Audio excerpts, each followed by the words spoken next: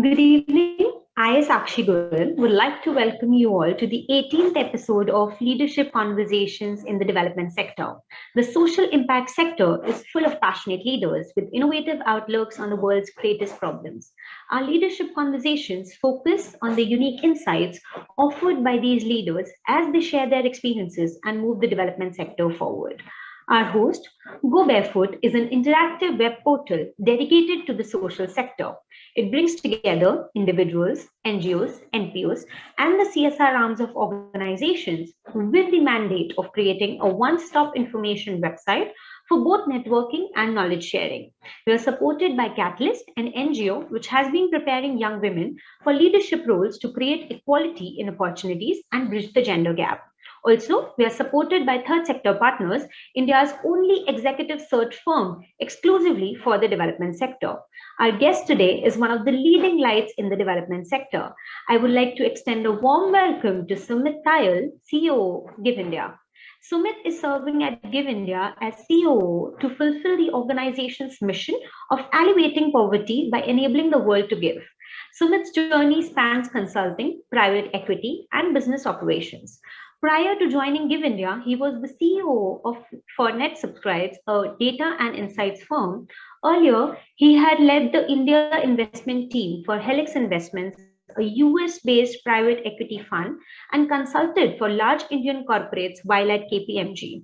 He started his career writing code and managing projects at Tata, Infotech, and Cognizant. Sumit holds an MBA from IIM Bangalore and a BE from NIT Nagpur.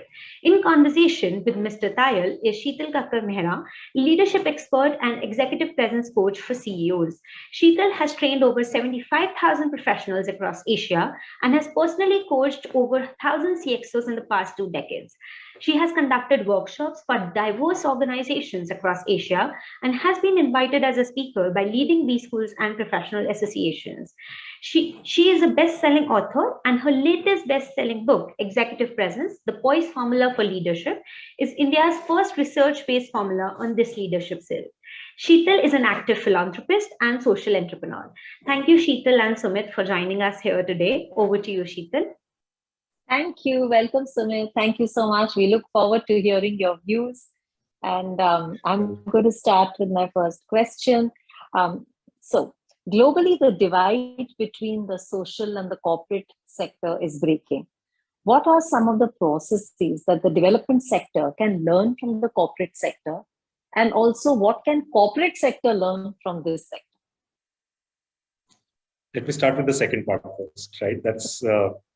I think that's a much simpler answer, and something that's been a surprise for me after I shifted to the social sector. I think the social sector fundamentally relies on empathy. So when we are hiring in the social sector, and I thought this was only, this was something about Give India, but I'm realizing the more that I'm meeting people across the sector, that it's true almost everywhere. Most people are hiring for attitude and for an alignment with the vision of the organization.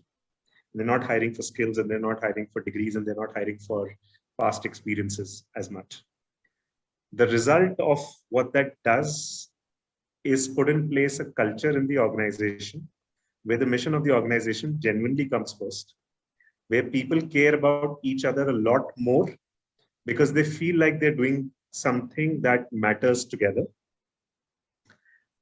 And who you are as a person and where you come from and what tags you carry does take a backseat far more than I had ever seen in the corporate sector. I think there are some very strong lessons in there for anyone who's looking to hire a team to run an enterprise, to see how it gets done here, because it's the kind of stuff, if I had to sit down and write about, what you should look for when interviewing versus what you actually do. I think the social sector actually does what it should do, not what the pressures of hiring make you do on a normal day. So that's something the corporate sector should learn, and I think it can radically change organizations if done right. The other way around, what can the social sector learn from the corporate sector? I think there is one fundamental difference. The market's a lot more forgiving in the social sector. In the corporate sector, competition keeps you on your toes to the extent that you either scale and excel or you don't exist after a while. It's hard to stay in the same place and still survive for too long because the market is only so much. The competition for that market is huge. If I look at the social sector, the market I'm defining the market as the total need on the ground, right? It's unlimited. There is no shortage of things that need to be taken care of, that need money, that need people, that need solutions. The number of organizations that are trying to do that is way smaller as compared to the corporate sector. So the competition intensity is low, which means you can end up doing the same thing for a while, for a long while, and still be around.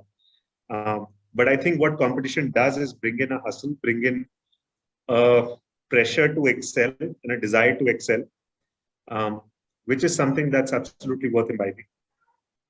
Again, it's one single thing that shows up in how the organization does over the long term, over many, many years. But if that pressure is not coming from the market, then that pressure needs to come from leadership, because that's a pressure worth having. As an organization needs to constantly evolve and grow. Can't stagnate. Then it's not doing the right thing. There you're not doing the right thing by shareholders. Here you're not doing the right thing by the people you're trying to serve. Superb. You've drawn the parallel with competition and I think explained it so beautifully. So I'm going to move on and ask you that, you've been very active during the pandemic, and we've also seen how the government had to work very closely with both the corporate sector and the social sector for every aspect of managing the pandemic, whether it was vaccination drives, awareness building, wearing masks, or any of that. So what can our government learn from the social sector? So there's this very interesting place. I never knew this before, but I learned this over the last 1 year. Right? And Samaj, Sarkar, and Bazaar. All three are distinct. All three have their own jobs to do. And neither can do it as well as the other. I think with the government, if I look at the government and the social sector, my own personal view increasingly is actually it's not about what they can learn from each other. Between the corporate and the social sector, it's a lot more about you're doing something well and the other one could learn from you, borrow that, absorb it, use it, right? Modify it, use it. When it comes to the government and the social sector, I think the real key to making this work is acknowledging that you cannot be the other person. The social sector cannot do what the government can, and vice versa. One is driven purely by passion in most cases. One is driven by structure and scale and power. They are not like. So I actually won't care too much about what they can learn from each other. But if there can be a faster and a quicker acknowledgement that if you can add the passion to scale, then there is magic. And that happened during the COVID pandemic, right? Wherever that collaboration happened quickly. So we were deploying equipment across the country. We were deploying concentrators, plants, etc., etc. There were clear examples wherever the district administration and the NGOs were able to work together quickly, fast in alignment. Everything got done in 5 days. And wherever they could not, it took 45 days. Still got done. But at that time, the difference between 5 days and 45 days was life and death. So I've personally have started looking at it as that. They don't need to learn. They just need to find a way to work together. No NGO will be able to get to the scale of the government. Most corporates can't. So that's not going to happen. But the passion also lies here.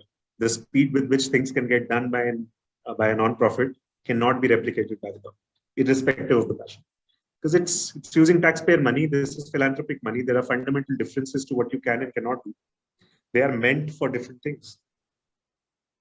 So appreciate and collaborate. Appreciate, respect, and collaborate. You don't have to love each other, but work with each other. Work together. Yeah, that's true. So the development sector has changed significantly in the last 2 decades. We have seen that. And leadership, of course, has had to evolve and rise. So in your experience as a leader, can you tell us some of the ways that leadership has had to evolve and rise up to this challenge? So, it comes down to, see if you, we all might have learned at some point in school the 4 factors of an enterprise, right? Land, labor, capital, entrepreneurship, and all of that, right? Whether it is a non-profit or a for-profit, end of the day, you need money, you need capital, and you need a leader if you're going to be able to achieve the objective that you set out for. The evolution of leadership in the social sector, which I think is now far more broad-based, is where there is a very stark acknowledgement of the fact that scale matters as much as passion. It can't replace passion, but passion without scale delivers very different outcomes than passion with scale. And if you need to scale, then you need the money, you need the talent. Without that, scale is also not possible. And I think there is a far higher acknowledgement of that, and there's a far larger pool of leadership starting. It's been happening for a few years. It's happening and it's accelerating, where you find leaders coming into the sector or setting up either non-profits or social enterprises with a very clear desire to scale. If they can't scale it, then they don't want to. And the benefits of scale is that scale attracts more money, it attracts more capital, it allows you to scale even faster, and allows you to solve problems that would not have been possible. And it can be pretty much any space. It can be water, it can be renewables, it can be education, health, whatever. When we look at COVID relief that happened last year, what happened in wave 1 versus what happened in wave 2 was a difference of 10x. And there were organizations that were able to do it, and there were ones that weren't. Both are doing a great job, but the outcomes they deliver are very different from each other. And that, from a leadership perspective, the more leaders that are there that are willing to embrace that and therefore walk on a path, even if it means trade-offs in the short term, I think that's the shift that's happening. With it comes risk-taking ability, which is also starting to happen. If you look at the kind of instruments for raising capital that are being used, if you look at the kind of programs that are now starting to attract capital, even though they're unproven, and they will need a while before they can even deliver any outcomes. The number of such programs is constantly increasing. All of that is talking about a much larger appetite for risk and desire for scale. And that's coming directly from leadership. So the sector's changed because leadership changed. It's not been the other way around. And that very interesting, yeah. Yes, sorry to interrupt you. Please go ahead. That's it. Okay. You personally have had a very interesting journey. You started with consulting, moved to private equity, finally moved to the development sector. So share with our young listeners, and there are lots who are looking to cross over from the corporate to the development sector, some learnings from your journey and some highlights of your journey. I think if you're looking to cross over from my journey, I can tell you it's longer hours and and more problems to solve than I've ever encountered in my earlier jobs. But that is the whole point, right? I think in my case, I had the good fortune to work in organizations and work in jobs where I really saw the power of capital at very, very close quarters. I saw it as a consultant when I was advising on large decisions. I saw it in private equity when I was investing in firms that would use that money to grow. So I got introduced to the world of financial services and saw how it actually happens for small to medium-sized organizations at very, very close quarters. And I always had the unanswered question in my mind about, I've been fortunate enough. I was born in a middle-class family. I never really had any real struggles at any point in time, right? So there was very, very strong privilege coming in, which enabled everything that happened later. And the question in my mind always was, is this the best use of that background and that privilege? Or is there something better that can be done? But it still needs to be exciting. It still needs to be challenging because that's a personal desire. That was my trigger to explore options in the developmental space. I had been a donor for Give India as an employee at KPMG 2005. So it was an organization that had served a very, very distinct need for me at that time. And I remembered that, and that was why I ended up volunteering and then coming on board full time. The skills are exactly the same. The challenges are frankly exactly the same. The sense of what you have achieved is very different. It's not about being better or worse. I certainly don't deny the fact I've had extremely fulfilling and joyful moments in my corporate career.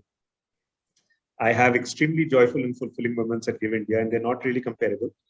But yes, achieving shareholder goals versus doing what we all do here are poles apart. And I think if, as an individual, that question's popping in somebody's mind, it's a question worth pursuing. You may answer it anyway that you like, but it's not a question that you should let that. Superb. Thank you. That's a very nice answer. And to all our listeners, in case you have any questions, just put it on LinkedIn Live, and we will take them at the end of the session. So just changing tracks a bit, Sumit, technology has proven to be a game changer even in this sector. So share with our listeners your views on how it has impacted the sector. I'm going to structure that in two parts, Shital. Yes, you're right. Technology has been a game changer, and I can share a couple of examples around that. But I think technology adoption is drastically lower even today. If you just look at, so India is that rare market which has a legally mandated CSR law. As a result, you know that 20,000 crores will find its way into social impact from the corporate sector. No other country in the world has this, right? And it's not small money, it's massive amounts of money. If you look at the technology that's deployed to manage that money, to report back on what happened on that money and the impact that it created, the use of technology on a scale of 1 to 10 is still at 1. Even though the money, in comparison to pretty much any other comparable space, is already at a 7 or 8. So technology adoption, in my view, is overdue. It's very limited. And it's not a choice because you can't handle money at that scale and do it as well as you want to unless systems take over. At some point, you'll have to stop taking down. And I completely get it that most NGOs are working in areas where it's not possible to deploy it. There are still data points being recorded on paper, transferred to Excel, transferred from Excel to one system, from one system to another system. Every system that somebody adds means 2 more people have to sit and do data entry. That's not scalable, but that's not sustainable either. If technology could solve everything that it has solved in our lifetimes in the last 10 years, there is absolutely no reason why it can't solve these problems. And it's about time that it did, without which none of us can scale. We were talking about that earlier. Technology is very, very low. Interesting how you have described it. And yes, I agree with you that at one aspect, it is definitely a lot more that can be done. Now, you brought out a very important element, which is donor profile. Interestingly, in India, we see a very big shift in the donor profile, especially somehow it got escalated even with the pandemic. And you spoke about philanthropy and Indians donating from different parts of the world. Indian philanthropy, even in the domestic markets, has picked up. Today, we talk about young philanthropy, we talk about collaborative philanthropy. So tell us more about how giving has changed in India. I think giving's becoming a lot younger. Giving certainly has become something that people are willing to make a part of their lives at an earlier stage of their lives and continue with over their lifetime. Giving's also starting to become more organized, from informal giving alone, or let's say religious giving, to moving into more mainstream NGOs, causes, crowdfunding campaigns, medical campaigns, and so on.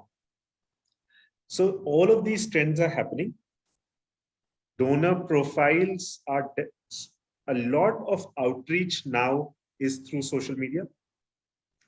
As that outreach moves to social media, its target audience is changing and it's able to reach a segment that has enough money to be able to give.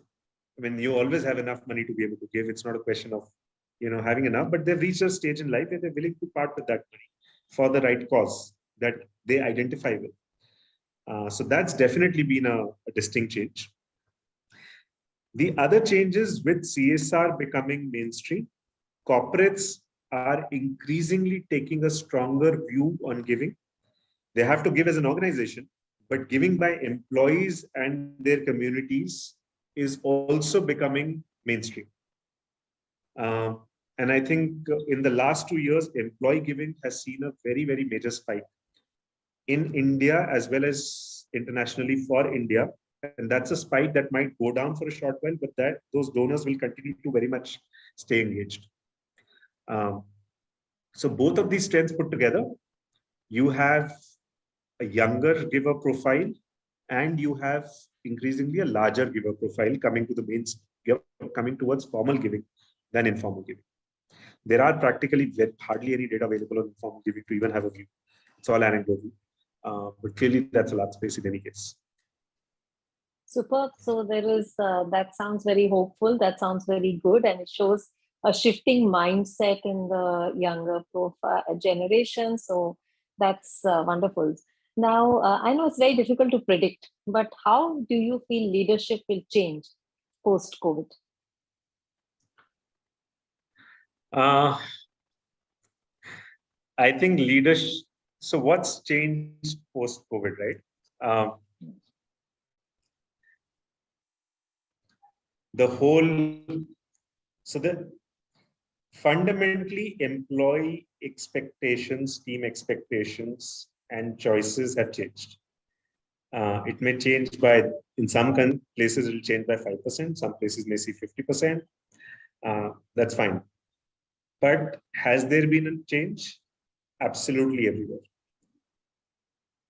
I think leadership fundamentally has to become a lot more flexible. Leadership has to become a lot more about listening than directing. That basic shift in models of leadership, all these models always existed. The percentage that may have lied in one is going to shift towards the other, is all that I'm saying. Because you can't survive anymore otherwise. I see it, it's all anecdotal, right? I have no hard data on this. But when I'm meeting people today and we are looking to expand the team at Give India, and I'm talking to other people who are doing the same in their organizations, there is absolutely no difference in the trends that all of us are seeing, either in the social space or in the for-profit space. You will find a lot of highly qualified, driven, ambitious young people comfortably saying no to a role because it does not fit in with the choices they have now chosen to make in their personal life.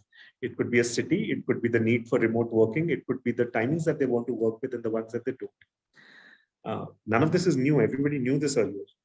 But the number of people who are willing to make a call, take that choice, and take the trade-off that comes with any choice is now far, far higher than it was. And this is something for leadership to adapt to, not the other way. True, yes. Work-life balance will really continue to have the focus, and how people view fitness and how they view their personal time. All of that is definitely more. And if they're making that choice, and I wonder what choices will that imply once they're part of the workforce. Even after they join the organization, their views towards the organization, their approach to making things happen will be different from what it might happen early. Not just because they're working remotely, just that in their minds, they have taken a step forward in creating a balance in their lives, which is a really positive balance, by the way, right? And that means a greater level of confidence in your own self. That means a willingness to deal with trade-offs and take risks and all of that. I think it will put a lot more pressure on leadership to up their game, which is great, by the way, right? To up their game and to deal with these changes. I think that's certainly happening. And I think the reality also is post-COVID that pretty much every organization does have a sense of planning is great and you can have all the plans in the world, but what you need to do is act in the moment. And the importance of that very generic statement was driven home in the last 2 years, and certainly weighs in on every leadership decision that gets made now. That perspective changed forever. So yeah, that's true. And so much more vulnerability. yeah. Also, how we measure productivity, all of that has changed. So yes, some very interesting positive changes also. Yes, my final question to you. We've run out of time. We have not run out of questions. We would love to chat with you more, but we have time constraints. So your few pieces of advice to the rising stars in the social sector on how they should manage their careers. Not sure if I'm very qualified to give advice on that topic, but I think I can. My personal advice is that passion is the underlying foundation of people working in the social sector. But if you're looking to build an organization beyond the passion, you can choose to live with the passion, which is brilliant, and that can do things which organizations can't, by the way, right? But if you do choose to build an organization on top of that passion, then that needs a completely different outlook. Then you absolutely have to go back to the same questions of money and talent and solve for them much earlier rather than later. And I think it's a choice worth making earlier in the life cycle of an organization and going down that path, much like any other startup out there. At the stage at which most nonprofits will be in their early days, it is and should be no different from a startup. And the choices that get made, because there is no point at that point just doing a little bit and being happy with that. You want to be able to change the world. That was the whole reason for doing this. So. Wow, very interesting, very nicely put. And we are going to have some questions from our listeners. So our first question is from Adya of Third Sector Partners. So could we have the spotlight on Adya, please?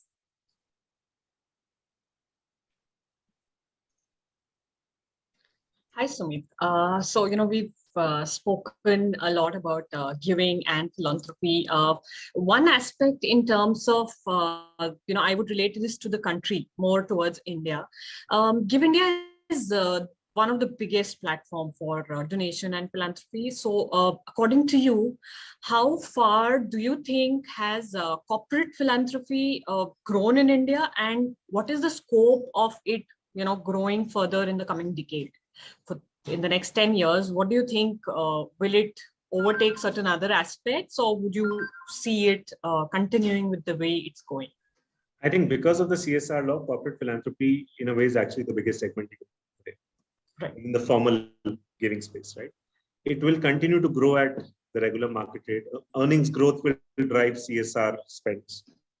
So that's, the regular rate of growth. The economy grows, earnings grow, and therefore that drives CSR spending. That will continue. But what is a large growth driver, which is a very, very nascent space today from a corporate perspective, is cause marketing. You have to spend on CSR, hence you spend on CSR. Right. But as brands start realizing, and they are doing already, right? So many brands are already starting to use social impact and doing good as a lever for engaging with their customers and their potential markets. As that catches on, you will have an entire parallel track where marketing budgets find their way to social good. Where CSR budgets are the only leg that is operating currently, yes. Branding and marketing will find its way as well. And that will actually drive the incremental growth beyond CSR. Okay. The third leg, which is employee giving, again, is not necessarily a very high growth space, because that's again a function of number of employees and compensation growth and all of that. They're more tepid, but it's a large space as well. Great to know that so many aspects from the corporate really getting into the giving aspect as well. So thank you so much for that. Our next question is from Megha of Catalyst. So yes, could we have the spotlight on Megha, please?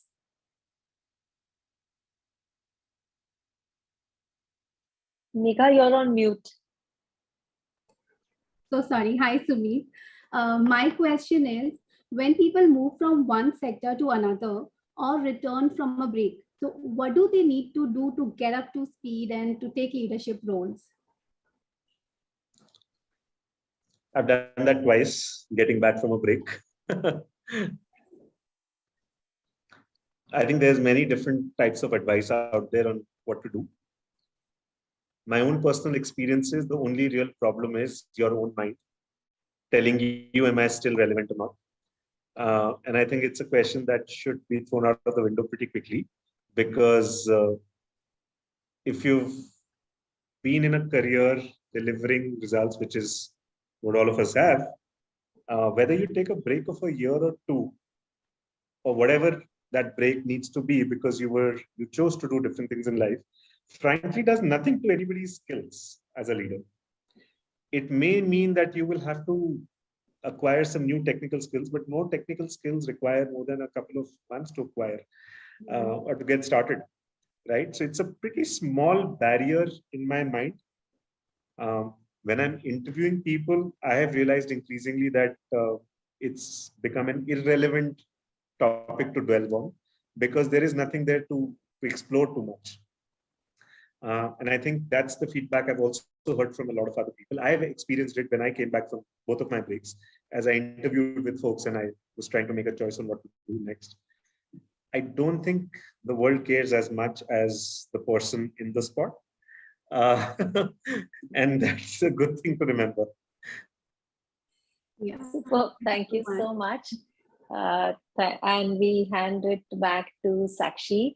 Sakshi, are there any questions in the chat box that are different and which have not been answered? Yeah, we do have one question. So our listener here is a founder himself of a given organization, and he want to ask you that have you experienced this, that people in the mainstream organizations are able to change their ways of research and implementation? If you feel so, based on your inputs to your primary audience, whom you help? If yes, then how? I'm not sure I understood the question. Could you just repeat that again?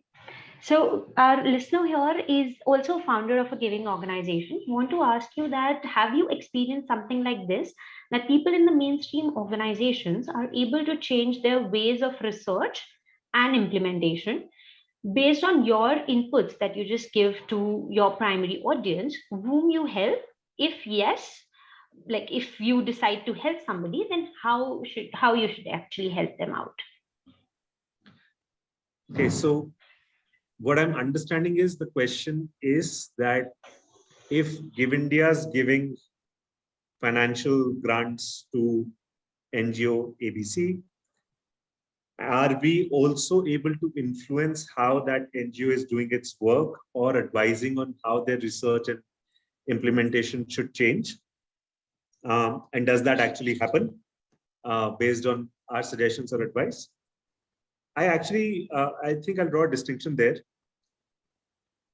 Organizations, NGO ABC in this case, knows what it's doing best. We are not the experts at what NGO ABC is doing in district XYZ in the space of education or health. We are not the experts on that.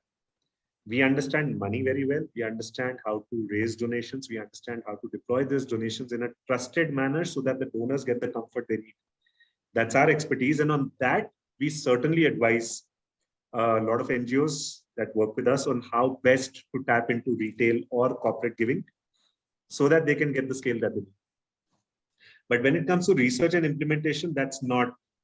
We will get into that to the extent that it's needed for monitoring and reporting on projects, which is needed for donors, so that we know the money was spent well and spent the way it was supposed to be spent, but not on design, not on intervention choices, not on target beneficiaries. That's not what we would normally get into.